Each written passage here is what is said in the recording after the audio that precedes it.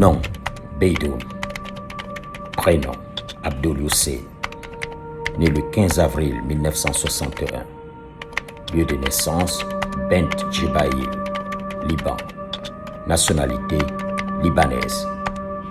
Profession, PDG et propriétaire de Bernabé Côte d'Ivoire et de plusieurs sociétés immobilières. Mesdames et messieurs, bonjour.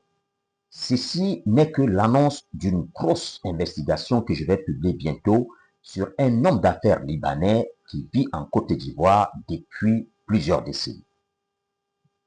Si Bernard Madoff est considéré comme celui qui a réussi à embarquer de grosses fortunes américaines dans l'escroquerie planétaire du siècle, alors Abdoul Hussein Beydoun pourrait être le Madoff du foncier en Côte d'Ivoire, tant il est en litige avec presque tout le monde sur des dossiers fonciers complexes, quand ce n'est pas le patron et propriétaire des Bernabé Côte d'Ivoire qui les complexifie lui-même. Abdoul Hussein Beydoun a de la suite dans les idées. Pour l'acquisition de l'immeuble Pyramide au Plateau, une SCI, Société Civile Immobilière, a été créée de toutes pièces. Le nom de cette entreprise, SCI Les Pharaons. Les pharaons ne sont-ils pas les propriétaires des pyramides? Chapeau l'artiste. À l'issue d'une longue bataille judiciaire, l'État a finalement récupéré l'immeuble, mais je vais vous raconter dans les détails les conditions dans lesquelles M. Beydoun a réussi à se faire vendre cet immeuble, propriété de l'État de Côte d'Ivoire. Cette acquisition par M. Beydoun de l'emblématique immeuble La Pyramide au Plateau est entourée par un tel nuage d'opacité qui oblige à qualifier cette transaction de léonienne. En effet, l'immeuble a été vendu à M. Beydoun à 500 millions de francs CFA le 29 octobre 2010, c'est-à-dire 48 heures seulement avant la fameuse élection présidentielle qui allait se terminer dans un énorme bain de sang. À ce moment-là, comme on le sait, le pays est déjà dans une période de cafouillage institutionnel.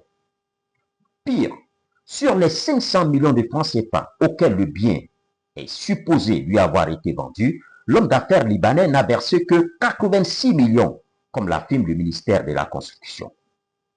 Mon article vous expliquera donc comment Abdoul Hussein Beydoun est devenu propriétaire de l'immeuble La Pyramide en payant moins de 100 millions de francs CFA pour un bien immeuble qui valait plus de 100 milliards, c'est-à-dire 1000 fois plus. Le Madoff du foncier en Côte d'Ivoire venait encore de frapper, pour utiliser un langage courant. Notre génie a inauguré une autre pratique. En effet, on connaît les drones kamikazes conçus pour exploser et ne plus exister en frappant sa cible. M. Beydoun a inventé la pratique d'entreprise kamikaze. La SCI Pharaon, créée pour la rocambolesque opération d'achat de l'immeuble La Pyramide, semble s'être éteinte après cette action mafieuse, puisqu'elle n'apparaît plus nulle part, malgré toutes mes recherches. Dans le foncier, Beydoun n'épargne personne, même pas dans la communauté libanaise, où il a plusieurs litiges avec nombre de ses compatriotes. Dans un différend qui l'oppose à la SCI EVA, une entreprise appartenant à un Libanais comme lui, une procédure toujours pendante devant le Conseil d'État, M. Beydoun fait preuve d'une incroyable brutalité judiciaire. En effet, en moins d'un an, il a déjà engagé 8 procédures contre la SCI EVA. Et pourtant, j'ai pu obtenir la preuve que dans cette affaire, Abdoul Hussein Beydoun veut simplement contraindre le propriétaire de ce terrain, bien situé sur l'ex-boulevard de Marseille et actuel boulevard Philippe Yassé. Il veut juste, comme je le disais, contraindre le patron de la SCI EVA à lui vendre son bien. À défaut, notre homme semble avoir juré de l'empêcher d'en jouir par tous les moyens.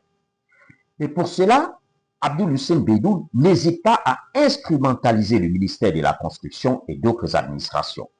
Tenez, alors qu'il avait déjà perdu une procédure en arrêt des travaux qu'il a intenté contre la SCI EVA, il n'a pas hésité à saisir le ministère de la Construction d'une nouvelle demande pour faire arrêter le chantier de cette entreprise. Au ministère, Il a produit une décision de justice en première instance qui lui donnait raison, alors même que cette décision est désormais frappée de nullité par le jugement en appel déjà signifié à M. Beidoun depuis plusieurs semaines.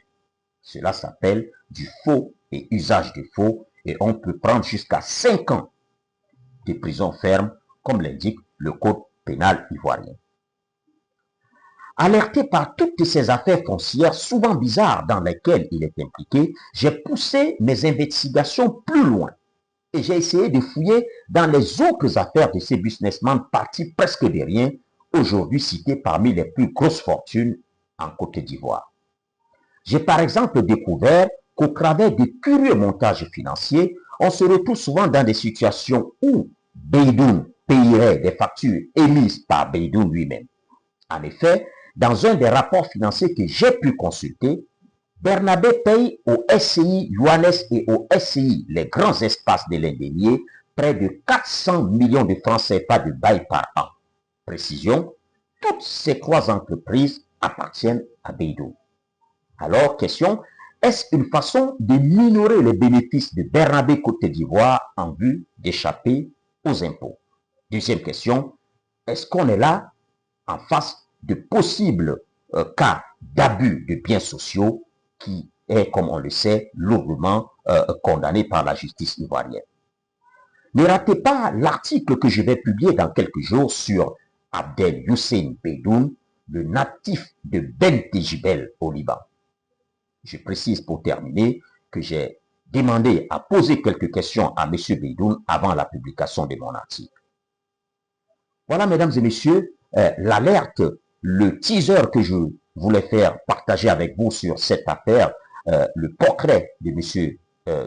Beidoun, en espérant vous retrouver très rapidement avec l'article qui sera publié. Si vous n'êtes pas déjà abonné à mes différentes plateformes, notamment sur YouTube, je vous conseille de le faire vivement, très rapidement, pour recevoir des alertes dès que je publie quelque chose.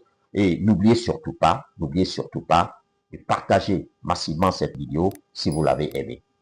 À très bientôt. Inch'Allah.